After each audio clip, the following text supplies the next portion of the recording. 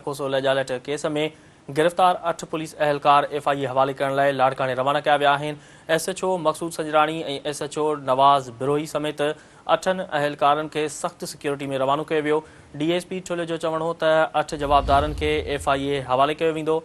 FIA खे मुकमल record पिणु फ़राहम कयो वेंदो। अमां खे आगाह करे रहिया आहियूं अहम ख़बर जे हवाले सां त आसिया कोसोले जालट केस में गिरफ़्तार 8 पुलिस अहलकार FIA हवाले करण लाइ लाड़काने रवाना किया विया आहिनि। SHO मक़सूद संजराणी ऐं SHO नवाज़ बिरोही समेत 8 अहलकारनि खे सख़्त सिक्योरिटी में रवानो कयो वियो।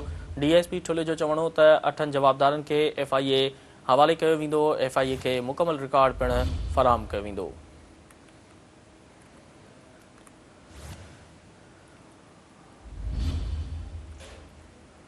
वधीक तफ़सील मालूम कंदासीं। टेलीफोन ते मौजूदु आहे ठुल्ह खां असांजो नुमाइंदो सरमद कुरानी। जी सरमद, 8 पुलिस अहलकारनि खे FIA हवाले करण लाइ लाड़काने उनखे रवानो कयो वियो आहे, हिन बाबति आगाह कजो।